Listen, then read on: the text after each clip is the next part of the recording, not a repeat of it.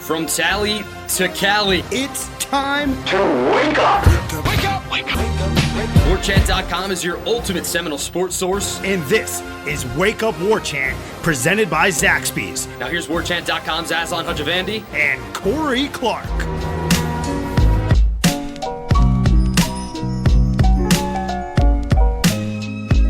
Wake up! What up, everybody? It's Wake Up War Chant, presented by Zaxby's. I'm Aslan Hajavandi alongside Corey Clark. We're in the Midtown offices, Tallahassee, Florida. We work for WarChant.com. Check out our work on WarChant.com. If you're not a member, use the promo code WarChant30. Get your 30 free days of access to the ultimate Seminole sports source. If you're a student, email support@WarChant.com from your FSU student email, and that'll get you a promo code for 12 months.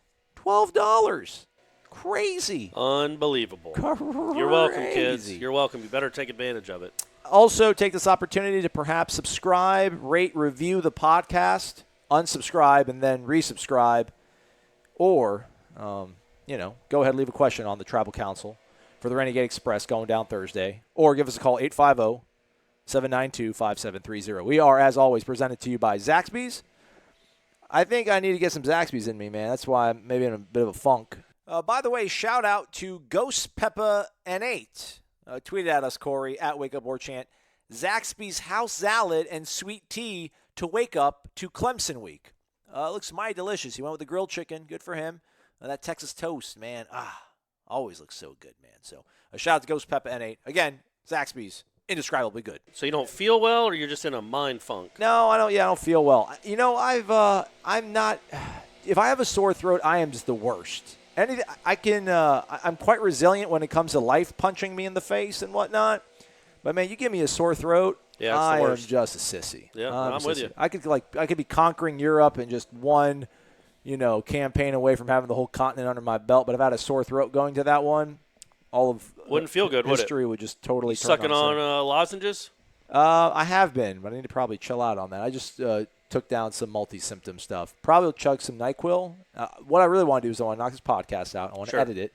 I want to take some NyQuil. I want to crash for a good 4 or 5 hours. Wake up, have groggy dinner, and then chug some more NyQuil, and then sleep till 7 in the morning. Okay. And then get up and. Dr. Kendall, what's going on? 2 quarterbacks? What is the deal? So that's what Willie said on Monday was that Blackman is the starter, but both will play. Just like the Louisville game? The Louisville game, they did that. Mm-hmm. They had a plan to do that, and they did it. And that's where they are. I was talking to Ira afterwards, and we were both kind of surprised that I thought there'd be a little more gamesmanship as far as Willie being like, well, we'll see if he's healthy enough. He's healthier. We'll see if he'll get the reps. And I'm like, well, if you tell the team that both, if you say that both are going to play, it accomplishes the same thing anyway, Right. So they're gonna have to prepare for both. So it's the same thing as saying that we're not sure who's going to start. They're both going to play. So Venables and Dabo will be probably up at night. Probably won't be able to sleep. It's going to be rough for them. About as rough as sleep I'm going to get this week. Thinking about old A.J. Horniblack and having to defend the Florida State quarterback for 2019. But I also think it's the right thing to do. Neither one of these guys is good enough to just say that's who we're riding and dying with. But he did say that James is going to start.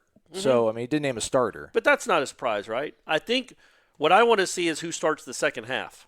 That's the starter to me, is who starts the second half. Okay. Because they're both going to get reps in the first half. Whoever looks the best, you would imagine, will be the starter in the second half, and that's who's going to be probably your starter for the Wake game, I think. Which kickoff has been announced, 7:30. Yeah. Winston-Salem, North Carolina, a.k.a. Snuggy Hill. Yep. I'm not a big fan of the night game at Winston-Salem. That seems a bit. How far of a drive is that from your north side, Manor? 4 hours. So not terrible, 4.5 hours. But the traffic, getting out of a Wake Forest game is always crazy. It's just a standstill. You've got like 26,000 people trying to get on the roads. Did they just hit a 3-run home run or something? Yeah, I feel like the Rays did, yeah. All right, Rays up, man. Hometown team. Kiermaier. What a life he has. What a life. Well, actually, the town doesn't care anything about baseball, but if they did, if he was a Yankee, he'd be just living the dream.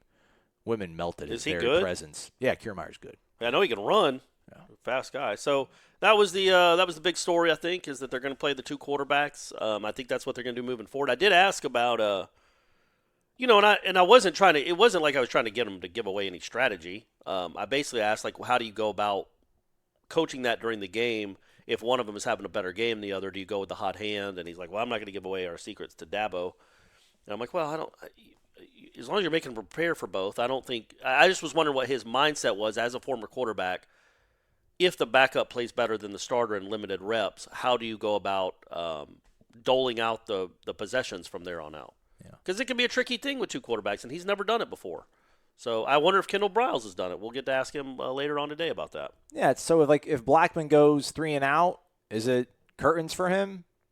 And then Hornibrook, comes in second series automatically. If Blackman, if it's 14-3, Florida State going into half, but then Clemson jumps ahead 17-14, and Blackman's had 2 bad series. Is it? Imagine Florida State being ahead of Clemson 14-3 at halftime. Well, this defense, man. You already took that NyQuil, didn't you? Watch out. You already took it. You're getting groggy. You're getting sleepy. I do. It's a fair question. He's getting better though, and I don't say this in a patronizing manner. I thought that was the best press conference he's had. Absolutely. He's getting better at being confident in terms of what he wants to communicate, maybe not only to us, but also that locker room. Does have some awkward moments, such as when you ask him a fair question, he kind of gets a little bit wonky on things. I thought the way he handled the Logan Tyler, he never likes talking about kids that leave the program. And I'm sure it's an uncomfortable thing, but you can always be like, yeah, he's no longer with the program. We wish best of luck to him. And just have some canned thing. Yeah. Like the way he answers it made me feel awkward. Like I cringe. I'm like, ugh. Like, okay, we get it. He's not here. You don't have to. He's like, yep, not anymore. So, that was the other news, folks, is Logan Tyler is no longer in the program. He's going to transfer somewhere because he only punted in, he punted 2 games this year? So Logan Tyler is no longer part of the Florida State program. What was your favorite Logan Tyler punt? Ooh, that's a doozy. I think I like the one in practice where he boomed, literally, like you couldn't imagine a prettier kick. Probably 58, 60 yards in the air, high, tight spiral. The returner that was back there, this was a couple years ago, just had to almost go do a dead sprint to try to go get it. And then the next one he hit off the tower, which was straight left. Like literally, if the tower is in between the 2 practice fields, and it probably went 9 yards and hit the top, like before it went out of bounds and hit the tower. And I was like, well, that encompasses Logan Tyler perfectly. But maybe he was a good kid. Don't really get to know these guys. But I think he obviously got the message that he wasn't going to be punting anymore at Florida State. So Tommy Martin just straight stealing kids' souls with that right foot. Thank you for your service, Logan Tyler. Yeah. You'll always have Shreveport. In memoriam. Yeah. Hey. ACC all-time leading punter, right? Like yards, or was it a Florida State record? It's a Florida State record for most punts and most punting yards. Okay. Yeah. So that can't take that from you. He punted like 90 times or whatever it is. So that's a record that's going to stand for a long, long time. I'd drink a lot too if I had to kick that many times. A lot of leg fatigue. Back to the Clemson game. You've been talking about, or we've been talking about it in the lead up to this, is just how are they going to approach the game? Like where's their confidence level? Things like that. After what happened last season, which I don't know how much of it they really will carry with them. I really don't. I feel for some reason so many of those embarrassing things that happened last year really haven't stuck to this team. Hasn't stuck to the coach. Right. I know people have their thoughts on whether or not he's the man, he can get it done or not. But like when you really think about what they look like in the Florida game, what they look like in the Notre Dame game, what they look like in the Clemson game. I don't know. I don't think people really specifically talk about those things. Everything just bundled up into the disappointment that was last year. So I don't think like Clemson looms like some sort of boogeyman. But he seemed to me confident, like a good confident. If you're a Florida State fan, I found it I don't want to say endearing. Like there's different levels of Willie. Like he has a little bit of arrogance to it sometimes, just a little bit off-putting because you're like, hey man, like this thing isn't that good right now. You shouldn't be walking this tall, talking this way. But I thought he had a sort of confidence to him. How many times did he say? At least half dozen times, defending national champs, right? Yeah. We're playing the defending national champs. We have an opportunity against the defending national champs. He kept saying it over and over again. Like I do think there is a level of quiet confidence. And I don't think it's any sort of schematic thing or, talent to talent thing. I just think he really does like maybe what they have now at some sort of option at quarterback. The offensive line has looked a little bit better, and maybe they know what they have to do. And he's shown it to them. Like, listen, protect the ball, protect our quarterback, don't get a bunch of penalties.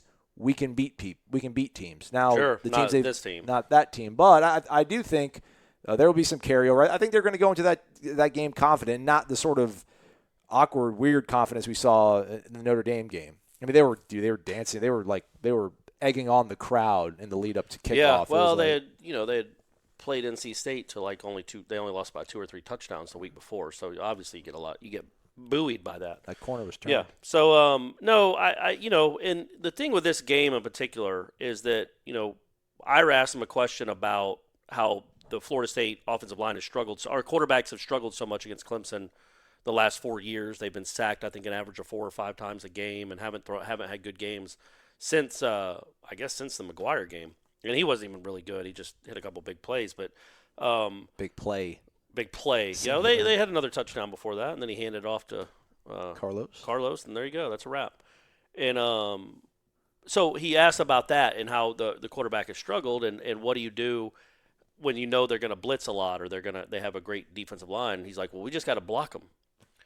It's like, well, that's not an option. That's not on the table, buddy. You can't. This Clemson defense has somehow got better numbers than it did last year at this time. They're giving up 12 points a game. They average 3.8 sacks per game, which is like 5th in the country. This is a awful matchup for Florida State. Now, Clemson does – I don't think – obviously their defensive line isn't as good as it was last year. They have to blitz more, which theoretically should open up it for bigger plays. Right. I am curious to see how much they'll blitz, how much they'll think they need to blitz. Against like A&M, I think they had to blitz to get home. But they don't have to necessarily blitz a lot against Florida State. I don't think Venables is going to be dialing up 7-man blitzes a lot because I'm sure he thinks the only way we can lose is if we give Tamorrion Terry an 80-yard touchdown on man-to-man coverage, or Keyshawn Helton slips out in the middle because we've vacated it by blitzing all our linebackers. So I'm really interested to see how he handles the Florida State offense and how much he feels like he needs to blitz. But the option of, well, we just got to block him. Well, again, that's not feasible. That's not your offensive line can't block these guys, not for longer than a couple seconds. And you're not going to be able to push them around in the run game either. And you're not very good running the football as it is, even with one of the best running backs in the country. That's why I just think this is not a great matchup for the Florida State offense. And it really might not matter who's at quarterback. Do you think he means stout at the point of attack, win your assignment sort of stuff, or block? I think he means guys like keep guys off our quarterbacks, and I just don't know that I don't think they can. Not that they'll be confused because they're bringing multiple blitzers from different angles. I just don't think physically, if they rush 4, you can keep those 4 off your quarterback consistently. If you can, you got a chance. And he's right. That's the key to the game is protecting your quarterback. Because if you don't protect your quarterback, that's how turnovers happen anyway.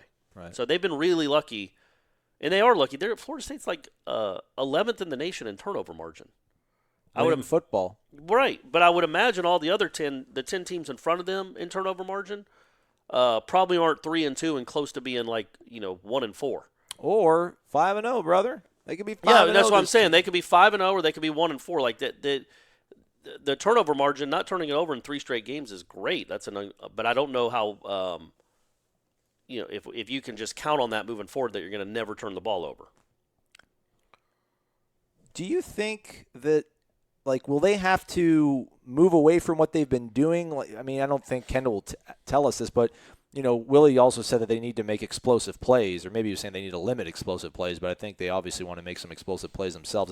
You're not going to sustain drives against this Clemson team, but you obviously need to win first down, try to get some tempo stuff, and then catch them off guard. But will it be a situation where they'll have to run shorter routes, quicker, just split decision kind of things, where Blackman, I don't know how many times, what do we think, maybe 6 times, him or Hornibrook might actually have a full 3 seconds in the pocket to uncork one down the field 40 yards or so. Will they need to? Is it going to be played in a phone booth this game? They're just going to have to make really quick decisions, just 5-yard slant, 10-yard hook, just keep the chains moving kind of a thing? I don't necessarily think that's Blackman's best strength. I think you're just going to have to take shots downfield. You just have to. I don't think you're going to be able to move the chains consistently against this defense, and ground out 30 first downs. But if you have 14 first downs but 5 explosive plays, that's how you got a shot. You know what I mean? What are you looking at? I'm looking at the turnover margin. They are 11th. Yeah, I told you. Who's ahead of them? Ohio State, Appalachian State, Wisconsin, Utah, San Diego State, Wyoming, Colorado, Alabama, Notre Dame, and the mighty Spartans of San Jose State. Okay, all right. So you can see how you look at that, you hear that list, and you're like, okay, well, there's a correlation between turnover margin and how you do. A lot of that's luck. They've recovered a couple fumbles. Hornibrook had a bad fumble against NC State, but they recovered it. But yeah, they've done a really nice job of +5 on the year. Yeah, they've recovered 6 fumbles, picked off the quarterback 4 times with 10 turnovers total, and they've fumbled 3 times and thrown only 2 picks. But it's what's funny about that, not funny, I guess, but the biggest play of the season, perhaps, in my opinion, is the Akers fumble. Who's been your best player? But the Akers fumble against Boise State, I think the game's about to be over if he doesn't fumble right there. Yeah. And I think that might have been their only turnover of the game. I think so. Maybe Blackman had one on a 3rd and long that they were going to have to punt anyway. I think he fumbled it backwards when they were getting ready to go in. Yeah. So those 2 fumbles, but especially the Akers fumbles, it feels like that's a game changer. So they haven't had the Gavin fumble was terrible. The pick 6. They've made their turnovers count. They've been daggers. Money. Yeah, they got their money's worth with their 5 turnovers that they've had. But yeah, I mean, kudos to them, and they do deserve credit for holding on to the ball. Both these guys, both quarterbacks have done, for the most part, a pretty good job. I don't blame that pick 6 on Blackman. Kid ran the wrong route, or that didn't adjust like he was supposed to. So both Blackman and Hornibrook have done a good job there. That's probably the right answer, but I would argue if we had to fill time, which we don't because we're not a radio job, thank God. Cyrus Fagan, man. That Cyrus Fagan pick. Like the hardcore Florida State fan will talk about that in 2029 when this thing is really rolling and it's, achieving Saban. When you think about the worst play of the season to date, it was probably the biggest worst play is probably the Akers fumble. And then the best play was the Fagan pick, right? Yeah, against 2 kind of game changers. Yeah, absolutely. Right on the same end of the field. Season changer, maybe. Perhaps, yeah. Programming. It's funny, right? Willie kind of had back against the wall at some point against USF and then, dug himself out of it. And who knows, maybe that one play, that single play could have changed the fortunes of, his tenure here at Florida State. Hey, let's take a quick break. We'll be right back. At Birch Orthodontics, they know what a difference a beautiful and healthy smile can make in your life. They take the time to get to know you and perform a thorough exam so that they can make an individualized treatment plan just for you or your child. They use the latest technology in a warm and comfortable environment. So whether you are interested in traditional metal or clear braces or clear aligners, they can give you the smile you deserve. They know investing in your smile means investing in your future. And at Birch Orthodontics, they are honored to be a part of your smile journey. Serving Tallahassee for 16 years and supporting the Knolls since forever. Check them out at birchorthodontics.com. BURCH orthodontics.com. Welcome back. It's Wake Up War Champ presented by Zaxby's. I'm Aslan. Corey's here as well. In studio. Apologize for having to be on the phone yesterday. No Sometimes life gets in the way. How'd Brady do, by the way? So they won a game, and look, he might listen to this. I don't know, but he knows it happened. They won a game 20-7, I think. Okay, nice. He went 0 for 5 with 5 strikeouts. It's a good time to hide. I was like, hey, man, if you're going to do that, do it in a game where you win by 14 runs anyway. He's in a big old funk right now. He's got a lot of people, most certainly his dad, telling him how to hit and what he's doing wrong and where to put his hands. And people that have kids that play baseball, you know how they can get in their heads. And so now it's just crazy. I will never understand, though, that his swing is all messed up. But even still, when I throw to him or a coach throws to him, he hits the dog crap out of the ball, just crushes it. He's almost hitting home runs. He's hitting off the fence in practice. But in a game, he can't make contact with a kid that's almost soft tossing it to him. So I don't quite understand what's going on there. So we just got to get that figured out, or maybe we'll go to lacrosse or something, or acting. I told him he could be an actor. He really liked it. He did a play a couple years ago. He was one of the kids in Mary Poppins. I remember you, man. Had like 36 lines and had an English accent and was really good at it and did a song and not a great dancer. But had a song and dance number he had to learn and everything and all those lines, and he did awesome at it. So maybe that's his future. So the Clarks do have kryptonite dancing? Oh, yeah. Well, no, I mean, I can dance. Okay. Yeah, I think he got that from his mom, his lack of rhythm. Way to go, Shanna. Yeah. What about soccer? Is soccer not an option? I don't think his mom does. What I gather is his mom doesn't like that sport enough to get up early on a Saturday morning and drive him 40 minutes to go watch him run around on a field. Like that's because I kind of wanted him to play that this fall as opposed to rec baseball. He's doing rec baseball and travel, and it's just way too much. So soccer would have been good and also keeps him in shape, but she wasn't about that life. So maybe next year football. Okay. He says he wants to play. All right. 7-on-7. We don't got to go full No, contact. no, he wants to go play because he's got some buddies that play like Little League 6th grade football right now, and he's been to a couple games and says he really wants to do it. Right. I'm like, all right, man, we'll see how you do if you go. I mean, but if you join a team to play football, real football, and I don't even know if this might be a moot point anyway because Shanna's going to say no, but you can't quit if you don't like it. Like if you join a team, you join a team. You're going to get hit. You're going to get hit hard. You have to bring people down. It's physical. So you can't join a team and then quit. But he acts like he wants to play. So do it, Brady. Be a quarterback. Do it. He's got an arm. He's got an arm. They yeah, Brady. And with this wheels. Brady Clark's a really good quarterback name too. It is, and he's a dual threat, much like Bo Nix. Can do a little bit of everything. Would they have had a better shot with Brady at quarterback on Saturday? Yeah, than Bo Nix? They wouldn't have made him throw the ball. They wouldn't have thrown the ball at all. You would at least settled for field goals. Yeah, absolutely. Oh, man. Speaking of early mornings, waking up and doing stuff that you might not want to do, Gene, if you ever feel the need to fire me or terminate me, just like shoot me an email. Did you see what they did to my guy Jay Gruden? No. Do him dirty? Dan Snyder and Bruce Allen told him to report to the office at 5 a.m. And they fired him. 5 in the morning. That happened Monday? Mm-hmm. Man, Dan Snyder has been a wonder for the NFL, hasn't he? Why would you do that to somebody? I mean, it's just crazy. 5 a.m.? Yeah, perfect. After they lost to the Patriots. Wouldn't you have fired him after what they did Monday night? Would you think they were going to beat the Patriots? So give him one last chance. Yeah, man, that's not how you – I mean, doesn't that tell you everything about why that organization is that organization? Yeah. That you would feel the need to do it like that? You couldn't fire him last night? Why do you want to wake up at 5 in the morning, Dan Snyder? Yeah. Yeah, why would you do that to yourself? Yeah, no, it's nonsense. Willie would be fine with that. I think that Willie probably. I wonder if Willie did Alonzo Hampton. It woke him up that morning. Come to the office 5 a.m. I wonder how he did it. Bring your binder. Yeah, that's right. Bring all those special teams plays. And burn it. Actually, don't bring it. Just burn it, or give it to wherever you go next. I hope he's doing well at Arkansas. Is that where he's at? Yeah. All right. Some sort of off-field assistant or whatever. In the mighty SEC. By the way, when I was looking at some of these things right here, you know who the number one graded defensive player in the entire nation is?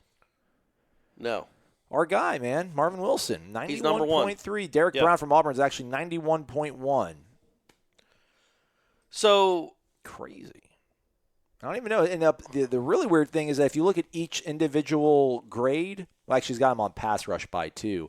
But Derek Brown is 9 points or 11 points better against the run. His tackling is nearly 17 points better. But Marvin's got him by 2 points on pass rush. Their coverage is also dead even. But that somehow is graded out to 0.2 of a point more for our guy Marvin. What's also weird is I don't know that Marvin's even had a grade in a game that high. Right. But then his overall grade for the season is that high. Yeah. That's odd, right? Yeah, I do got to bring Brady's grades work like that. Yeah, we'll get Larry Williams on the program from Clemson. Maybe also I will get Cam Malore maybe from PFF, from Pro Football Folks, to talk about these things because I watched. Did you watch the 24/7 on HBO they did with the Gators where they followed? No, but was it when did they film it? They filmed it the Saturday after the game day of Tennessee, and then I think the week leading up to Towson. Oh, okay. Well, that makes sense then. Towson, yeah. Sure. I only watched about 15 minutes of it. I had to check out just because it was depressing. Right. It made Dan Mullen look kind of cool. Oh, made that program can't be. Made that program look like it was on the rise, and it just made me just so pissed off at what they allowed Showtime you know what's to weird do about here. Florida? Showtime was just the Showtime show was and I don't want to awful. dance on people's grades, but the executive producer behind that show is no longer with Showtime, so that pretty much is doing stuff like on Facebook. Well, remember that was around the same time they did the Showtime did the Inside the Marlins. They were going to spend a season with the Marlins. It was the first year of the new stadium. Okay. So they got all those free agents. Guillen was the manager, and then they just collapsed. They were terrible. I can't remember who all their big free agent signings were, but they were like really going to go for it because they had screwed the Miami fans. This was their time and all that hubbub. And I'm almost positive they quit the show in the middle of the season. Just stopped doing it. Yeah. Just like once it got to August and there were 18 games out of first, they just stopped recording the show. So Showtime doesn't really go into these things really well. They go into it kind of, excuse the French, but kind of half-ass. And that Florida State show was a train wreck. Not a train wreck. It just was it was 22 minutes of sanitized PR. Florida State gets to look at the cut before it goes to air. So Jimbo, you would think he's almost normal. Just nonsensical. It wasn't the show was supposed to show you what it's like, but it wasn't. It was what they want it to look like, and that's not really good journalism or a good program. It was announced today, August 20th, 2012, that a mutual decision has been reached between Showtime and the Marlins to end the show one episode early. Yeah. You know what I mean? I think they were getting ready to fire Guillen. Like, that would be something worth watching. So, yeah, 4 years later, they were still so bad at it that we got Florida State each week. Season with, yeah. Well, the crazy thing was they were literally in the hospital with Felipe Franks getting his procedure. They show the doctor pointing at his, like, whatever, the left knee or whatever he got operated on. Like, is this the right one? He's like, yes. And you see the doctor write yes on his knee with a permanent marker. And then we're trying to talk about Jane Lars Would be like, hey, man, what's up with him? Like, yeah, lower leg injury. Like, come on, man. They're showing us this guy's actually in surgery. And, we got a guy that's not going to even play the rest of the season. We're going to try to play keep away from you guys on it. And I'm just like, that's nuts. But, yeah, back to the Pro Football Focus thing, though. They called up they were showing, like, their their Monday meeting or whatever in the auditorium with all their players. And Dan Mullen was giving out, Player of the Week awards. And he was like, hey, Tyree Cleveland. He said something like 11 snaps, 100% grade, attaboy. And everyone starts clapping up. I'm like, well, let me look at Pro Football Focus then. And they said that he played like 11 snaps or something and graded out 100%. Pro Football Focus had him doing 24 snaps and graded him out at 74.6. I wonder if some of that is special teams maybe? But it was the second best grade on the according to Pro Football Focus was Tyree Cleveland. So there's a lot of accuracy to what Pro Football Focus says. I know some people are like, well, you can't take that as gospel. It's like, well, it's no, you definitely can't. But you can take it as like a good, baseline for what you're seeing. It usually translates to what you see on the field too. It's not like you look at a guy you think he had a terrible game and then you go on there and he was the second graded guy. That doesn't normally happen. Yeah. But yeah, I mean, just the machinations of what do you watch every play 22 times to grade each player on that play, and then you do that 180 times because there's 180 football plays in the game, so you have to rewatch a play 180 different times, or you have to watch you have to watch 180 plays 22 different times to see the grade that each person got, and then do that 60 more times for the other 60 games in the country. I mean, you're talking about 1 million. You talk. I'm going to look that up real quick. Well, I'm saying maybe they have like 4 or 5 guys watching the all 22, and the one guy's like, you look at the first level of the defense, I'll look at the offensive line. The other guy looks at the secondary, and they can kind of do that. So they got multiple eyes on it once. It's not just one poor intern. All right, man, you're stuck doing the UMass FIU game. Good luck, kid. Well, because I did the quick math with my phone, not in my head.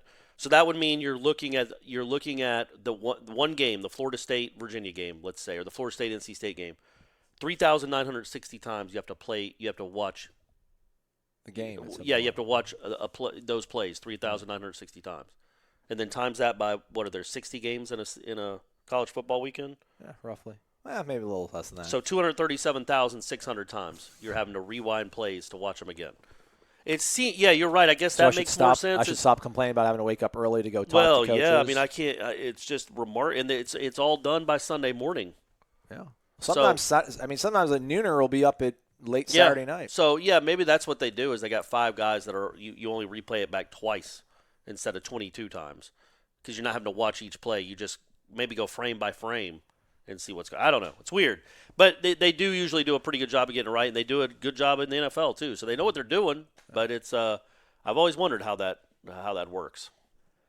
Back to the Clemson game. All right. I want to talk about Florida though, real quick. Okay.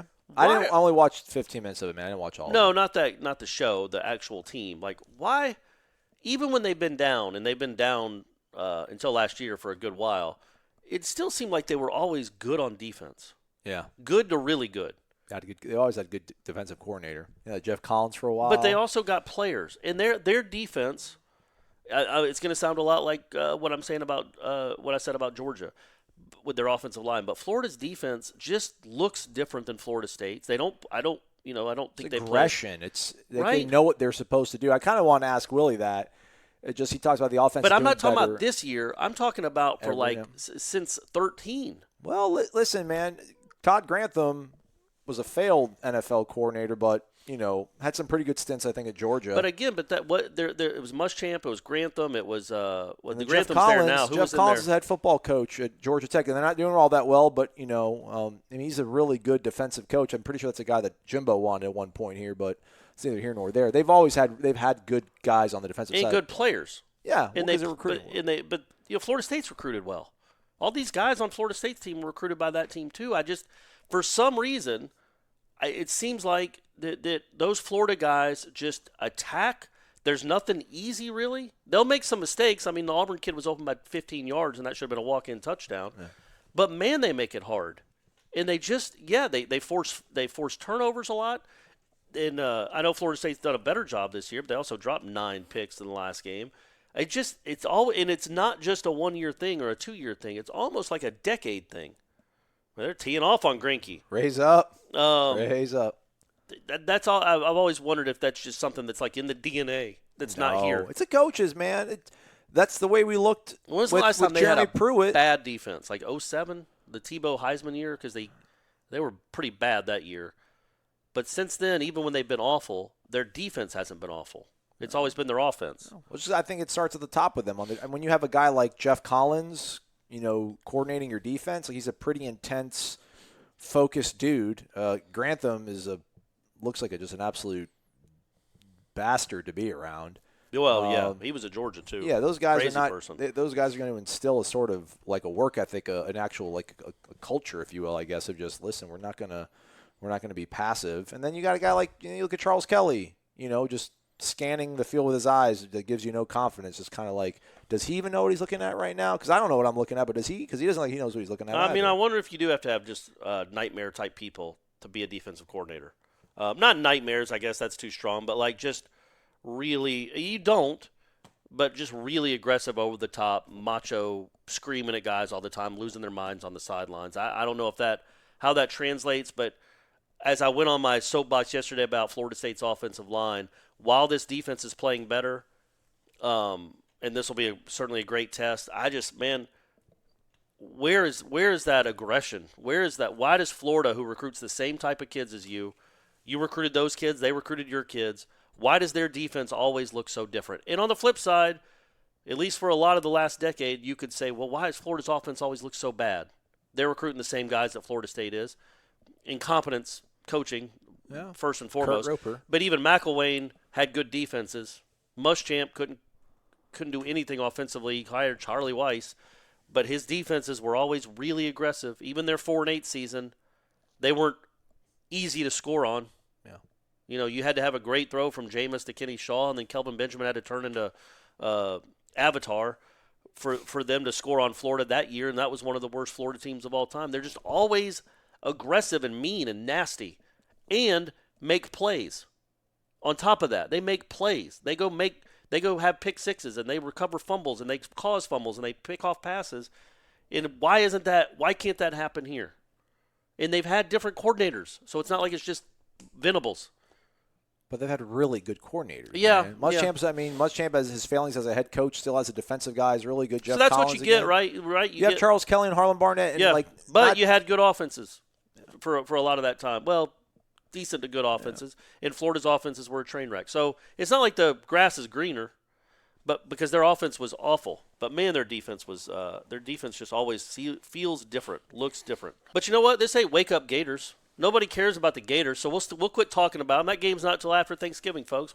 We got a long football season before we get there, so I apologize for that.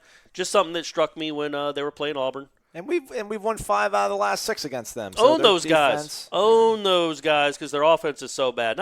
Don't put up a ton of points against them. Don't need to. No. Their offense is usually so bad it doesn't matter. Now they seem to have their offense figured out too, which is kind of a scary proposition, but not too scary for these Noles. And again, this ain't go get them Gators or gig them, whatever they do. By the way, what do they do in the crowd now on third down? It's the stupidest thing. Jeff Collins' brother. It's the money down. So you're not making any noise. They're just rubbing their fingertips with their thumb and their forefinger. That's really dumb. It is. You're not. I was wondering, are like they caress him like gator nipples? Like, what is that? What could that possibly be? I thought, okay, are they getting their key? Like they're mocking like having keys in their hand? I couldn't figure out what they were doing with their fingers. Yeah, that was a Jeff Collins thing. Because on third down, they had student assistants that they had play cards, but it was just a dollar sign. There was two of them. They would just jump up and down the whole time on third down. Well, forget everything I just said about the Florida defense, because that's ridiculous. And how are you going to be a school like Florida that has a lot of tradition? I'm not afraid to say it. They don't. No, I mean, they've been very good for like 30 years now. They've been relevant for 30 years now. I shouldn't say very good. They've had some bad seasons. But they've been relevant for 30 years. They've won a bunch of SEC championships and 3 national championships. How are you going to be a school like Florida and let Jeff Collins give you a tradition? What? That's like Charles. Everybody shaves their head for Charles Kelly because he was here for 3. I mean, that's nuts. And you never won anything with Jeff Collins. That's crazy that Jeff Collins gave you all a tradition. Well, and now where did that come from? It's not going to be like the animals not knowing why they sing "Oh Canada." This is going to be like, oh, remember Jeff Collins, the Temple head coach, and now can't win a game at Georgia Tech? Yeah, he brought this. Yeah, a guy who was here for 3 years and then ended up becoming a failed head coach. Is that what he was, 3 years there? I think. If that, right? Yeah. Like, nobody thinks of Jeff Collins when they think of Florida football, and yet you're going to have him bring you this tradition that you use 15 times a game. Yeah. You do that more than you sing Tom Petty. So good on you guys. There's actually there's a great thread on the Tribal Council about a guy who went to the Florida game and was kind of lamenting them looking good and their fan base being really energized, and everybody it was great because like one person comes in there like, oh, cool, I'm on War Chant reading about how cool the Gators are, and then like 40 people liked it. And then somebody comes in and he's like, oh, be careful. He's like, the Sunshine Pumpers are going to hate to read this thread. Anything that, doesn't celebrate Florida State's going to be poo-pooed on. And like 20 people like that. And I think Civil War about broke out, but I can't find the thread. Maybe it got deleted. But I like those threads. I know you do. Well, you're an anarchist and you're a cynic. Well, I wonder where this fan base is it's just an odd. We're a very unique fan base, and we just haven't done a good job of kind of processing our station in life and where we are and things. I will say this. Like Herb Street said, the Florida State was one of his most disappointing teams of the season, and that got a whole bunch of people upset. So if he doesn't talk, well, I mean, that means that he actually had high expectations for the program. Like he thought this team was going to turn it around this year. So like they don't talk. When did he do that? When did he say that? I think on game day this past week. People are saying, well, he did that maybe to foment the crowd in Gainesville since game day was there. Maybe he just said that to give them some red meat. Because what did Herb Street think they were going to be? 4-1 at the best, right? They're 3-2. Yeah. I mean, I think they were, after the Louisa Monroe game, absolutely say that because they were a disappointment. They were an embarrassment. But then the last 3 games, they've looked decent to good. Yeah. I would have a little issue with that because that doesn't make sense. But maybe there aren't a lot to choose from. And then there's a video of them. It's like Herbie, the guy, Chris Felica, the Bear, and I think maybe Fowler. They're in a car and they're talking about Kyle Field and just talking about how it's kind of overrated. They're like, when was the last time Texas A&M has won an actual game that's mattered at home? And then Herb Street's like, R.C. Slocum, and then Felica, the Bear's like, I don't know, probably Jackie Sherrill. And they're just sitting there. And he's like, it's great. Like we love it. It's a great atmosphere, but is it really intimidating? And all these people are, making fun of Texas A&M fans. And Texas A&M fans are actually like, hey, man, it's right. Like, we really can't talk anything. We really can't. They ain't wrong. I'm like, wow, look at that. Yeah. And they're actually handling – I mean, if Herbie and them had a video talking about, like, Doak Campbell Stadium, terrible. Like, what have they done there? Did they beat them with a – oh, no. Manziel beat Alabama at Alabama. Yeah, and then they lost the next year. Yeah. When he threw for a gazillion yards, right, to Mike Evans. Yeah, that was huge. Can't remember that one. But it's just kind of funny to see the way fan base. I mean, listen, every fan base has their oversensitive sort of segment, and they have maybe their overly cynical part. You know what I'm going to say that I think is controversial? Don't do it. It's not controversial, but no, you don't mean any of this, Corey. I'm gonna let me mark this down. All right, we'll take that out. So take all that out. Just take all that out then. Never mind. For real, you can take all that out. It's true though. You can take it out. Take it out. Oh, you're soft. Folks, if you only knew what we just talked about for the last 5 minutes, and I had to save Corey from himself. But I don't save myself from myself. I let everything I'll say ride. this. Florida State fans, you need to be on Snuggy Hill 2 Saturdays from now. It's a night game. You get there at 5 o'clock, and you take over that hill. Take it over. They will have no idea what to do. There's always a good crowd in Winston-Salem for Florida State games. There's always like 6,000 or 8,000 Florida State fans, which is like a fifth of the crowd. So instead of going to your seats and sitting in those terrible seats in the corner of the end zone anyway, it's not like they give you great seats. Go take the hill. And all of you just stay. You're there. You got your picnic blankets. You got your grill. You got whatever you need. You got your TV set up like a tailgate.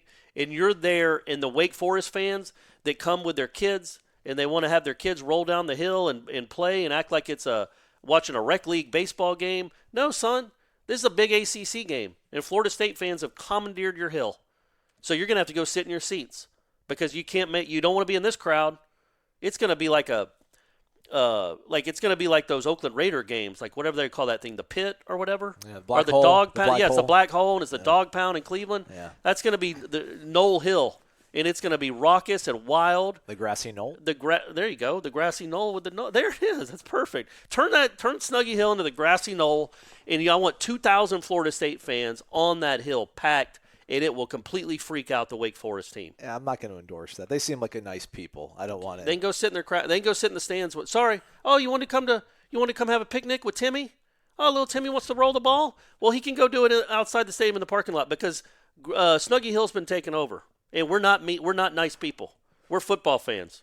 The Savage Tribe, led by Harlan Barnett, is here to pillage you. Yeah. So, and they're going to be on the hill for 3 hours. They're gonna storm that hill, and those people are gonna have nothing to do with their picnic baskets or their champagne. Their wine glasses will be pretty much useless because they won't be able to have their picnic because it's going to be a sea of garnet, and they're going to be angry, rabid dog type fans. Okay. All right. You don't think that would be a good idea? We're already pimping it on headlines. I don't know. I don't like. Because it's first come, first serve on the hill. Like those it's aren't their real house. seats. Don't do that to them in their own house. That's mean. Well, all they do is have little babies running around and. Well, then let them enjoy it. It's sorry. going to be a a beautiful October October it's a big football night. game. It's a big football game. You want to be a big For boy? who? Big boy football program. Ooh, we want to win 10 games. We're a good team. We want to be taken seriously. Well, then don't have a hill that don't have Picnic Hill, Snuggy Hill at your stadium. And if you're going to have it, and if it's first come first serve, and you don't need a ticket to get in there, which you don't because they don't have seats for that. It's just like, hey, are you bored with this football game? Because if you are, you can go run around that grass area and do slides. You can bring your slip and slide. That's cool. It'd be like having a mist area, like just misting fans for Florida State fans at games, somewhere to like to kind of cool Sure, off. but on Saturday night, 2 Saturdays from now, you don't want no part of that hill. There's going to be debauchery on that hill. It's going to be Florida State fans planting stuff, ripping it out like it's a sod game. It is a sod game. It will so be a sod game. It's going to be no hill left after that thing's over. There's going to be no grass on that hill. So you have our permission. It's endorsed fully by War Chant. We're going to be writing about it and publicizing it, the movement, over the next 2 weeks. Are you going to make a Facebook group out of it? Yeah, we've got to make a Facebook group. Do people still do that? Yeah. We're going to have a Facebook group, and we're going to publicize it. It's going to be we're going to pin the thread on the Tribal Council to remind people, because there'll be a few thousand Florida State fans going to that game, and I want to see all of you on the hill. Save your angst for Gainesville if you're going to go anywhere, folks. You know, give it to people that deserve misfortune. There's nowhere to sit there, though. There's no Well, bring your public place. Well, you're just saying like to make us. I'm just saying if you're going to be angry, you want to hurt people, hurt Gator fans. Well, all right. A couple things about Clemson before we leave. You know, I don't know how much of a GPS game this is going to be to let us know where this team is, where this program is. I don't know if. I mean, people, but you're crazy. Even if they win the game, I don't know. Like what? I mean, a lot changes, I guess, to a big degree. You're in the middle of the ACC title hunt. So, like, is this at all like Oklahoma 2011 to you in terms of like that night? Even though Florida State lost, I think a lot of people walked out of Doak Campbell like, "Damn, like we're not too far. We're not too far. Right? It's going to happen with this guy. If this game works, 2 games later, they were a whole different ball game with that. Yeah.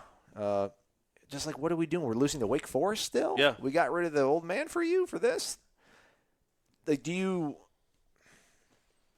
Will it change the way you sort of forecast a trajectory moving forward, the way they play in this game? I mean, in a positive sense, right? I don't know that they could do anything short of losing 80-0 that would make me think any different, like negative. Oh, I thought Even this if they team lost was 59-10 again. Yeah, man. I don't think I would. I'd be like, well, this is just Clemson got angry. Bad sort of recipe formula. Go beat Wake Forest next week, and all will be forgiven pretty much. Yeah, I mean, I think it would make that bounce back against Wake. That's what you'd really care about, is how they bounce back from that. We're not going in there expecting them to win that game on Saturday.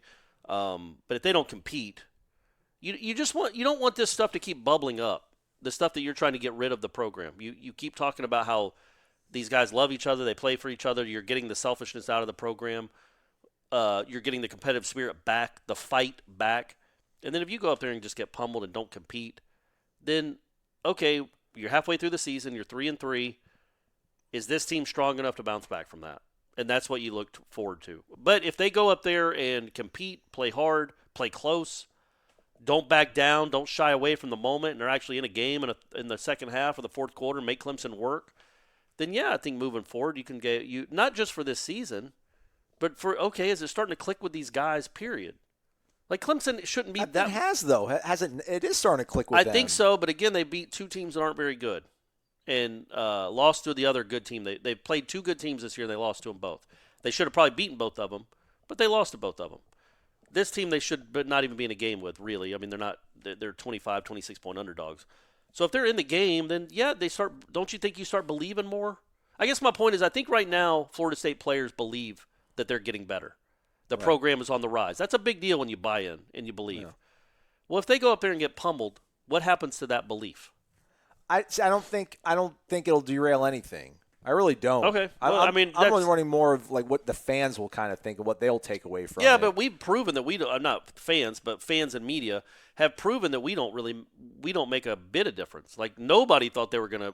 We all thought they were gonna get hammered in Charlottesville, lose by 50 points. Yeah. And they were leading in the fourth quarter. Yeah. And then these last two games, 4 weeks ago, if you'd asked me, I thought they'd be 1-4 right now. Right. So they're 3-2. So what we think really doesn't matter. We all lost belief and faith.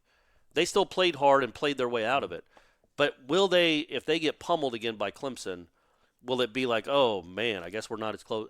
Will the players use Clemson? I know they won't ever say it, but they use Clemson as a gauge. And if they get embarrassed again or, Dabo's kid is out running routes again, will they, if he's still on the team, I assume he's still on the team. Maybe Herb Street's kids. Herb Street, yeah, any of them, any of the famous people. Bill Murray's kid, doesn't he have a kid at Clemson somehow? Why don't? What are they? How are they going to react to that? That's my real wonder. Is if they lose like we think they probably will they be like, oh man, we're not nearly and start doing that again, or will they be able to rally from it? I think I'm with you. I think but don't you think that Wake game on the heels of it is the real test where this program is? Yeah, I suppose, because that's it's an opportunity to really win. I mean, this game is not as much of a. So I don't remember. I can't remember how the season shaped up last year. I can't remember who they played after Clemson. Was it BC? Was it NC State? I don't remember who they played last year. It definitely wasn't BC. I'll check it out though. But the thing, I mean, he's talking about it in such a way. Willie Taggart talking about this game, like, man, the ACC title is still up for grabs. Well, it for is. them. If they win this game, they're in first place in the Atlantic. So I guess part of me does. I mean, I'm talking out both sides of my mouth. Part of me does wonder if they're going to go into this game because they're going to go into this game invested, man. Like they think they still have everything in front of them they want, and they do. I mean, you beat Clemson, and then that's all you got to do is beat Clemson, and then you can win your conference. You can go win your division. 7-1, yeah. You can win your conference. You can beat the Gators, and everything feels great. So, like, if you're going to invest all this time, so maybe you are right. Yeah, maybe Wake Forest really is the determining thing, because this is going to be I don't know, maybe this is as close to things as the Virginia Tech game going into it. They played NC State the week after. So, don't you – I mean, that NC State game, they weren't even competitive. Like, NC State, they might have punted once or twice. They had the great DeAndre Francois in that game, though. You got to remember that one. True. And they were going up against, what's his name, the incredible NC Ryan State Finley. quarterback, Ryan Finley, yeah. And we've seen – so that Clemson loss completely demoralized them, and they never really bounced back from it. I mean, they didn't even compete against NC State and Notre Dame. Those games were over right away the defense just had no business being – the offense was the offense. The defense had no business even being on the field, period. It was just an embarrassment, those next 2 games after Clemson. So how does this team respond to a Clemson loss? And does it matter how they lose? Like, I would be embarrassed after 59-10. I'd be demoralized. And I had 2 kids that aren't even here anymore get kicked out for throwing punches when they're down by 50 points. Like, all that was demoralizing. So I can understand how that affects a team. But they showed no resolve to bounce back from that game. And could they handle a similar loss this time? Yeah, like, is it a gamble for Willie to approach this game like it is the end of the world? No. I don't know that he's doing that. I think he wants to let his players know that he's not scared, that, we got no shot. Like, yeah, we got an ACC championship that's on the line. If we win this game, we're in first place. Yeah, they're at Florida State, man. You can't be like, hey, let's just keep it close. You wouldn't want any coach that's like that. Let's not get embarrassed. Like, you got to talk like that. I think he talks like that before every game. That is, and then maybe I'll walk it back a little, because then that becomes a little bit of a fear that if you do really put all your eggs in this sort of basket of, like, we win this game, we can shut everybody up, we can prove everybody wrong, and then you go out and you lose 42-14, which is within the spread, or you lose 42-17, then I do wonder then you got to get off the mat from there. But if you go into this game and say, listen, man, no one believes in us, let's go play our best. Like, I'm cool with that. But I do think if you start talking to these kids about ACC championship and everything is still ahead of us, and then you go and you lose big, like then that does hurt. And maybe. I think that's what he's going to take. I mean, I think my personal opinion, if I was him, I'd be doing what he's doing. Like, man, you're at Florida State. We come here to win championships. Don't care about the first 3 games. First 2 games, really. We're a good team. We're a lot better than we were in those first 2 games, and they don't know it. And we can we can get in first place in the ACC championship if we win this game. I don't think you do like, hey, let's just go out and have fun and don't worry about the scoreboard. It's not. This is Florida State, man. Make these kids start believing that they're at Florida State for a reason. I think. We know the deal. We know the deal, but I wouldn't coach them up quite like that. I'd coach them up more like, we got a chance. We got to play well, but we've got a chance in this game. Right. And if you lose, you lose. Then you're going to have 3,000 fans on Snuggy Hill the next week anyway, and they'll get you through it. Anything that we missed from his comments? Jawan's coming along. Logan Tyler, no longer with the program. Anthony Grant's status still, is what it is. Whatever his status is still the same way? Nothing really. There wasn't any real specific stuff that he was asked about. It was more kind of big picture stuff anyway. Did say that he's not getting – the winning streak helps in recruiting. It says it helps at the gas station too. That was funny. Yeah. And we all need all the help we can get with these Tallahassee gas stations. But yeah, he said the gas stations are more pleasant and the dog doesn't bark as much. That was funny. That was clever. And then said that, what do you say about the people aren't saying I'm praying for you as much as they used to? Yeah. But I hope they keep doing that. Keep praying, yeah. We're not telling them not to. But. Prayer creates change or progress or something. It was really good. Yeah, Willie was actually was quite on his game. So check out the press conference on warchant.com. Check it on the YouTube channel. We'll be back. We'll have a guest at some point this week. Again, we'll either maybe bring Larry Williams from the Clemson website, Tiger Illustrated, maybe give us some lowdown. Maybe we'll bring on Cam Malore to talk about Pro Football Focus, whether Marvin Wilson is the best football player in the entire nation. Maybe he's the highest grade defensive player. Maybe we could hoist. He's big time. Big time Marv. Yeah, so we'll do all that, and then we'll do Rainy Express Thursday. Leave your questions on the Tribal Council. Give us a call, 850-792-5730, 850-792-5730. We'll take the calls, I promise. I do. I know I've said that like 4 times, but this time I really mean it. I know. You mean it this time. I really mean it. Corey, let's do it again tomorrow. Can't wait. Unlike fanny packs, bowl cuts, and troll dolls, the sensation is back, only at Zaxby's. The Sensation Salad and the new Sensation Filet Sandwich features hand-breaded chicken, Asian slaw, wonton strips, and citrus vinaigrette, and both are served with an egg roll. The Sensation Salad and the new Sensation Filet Sandwich meal for a limited time only at Zaxby's. And skip the line when you order ahead on the Zaxby's app or on Zaxby's.com.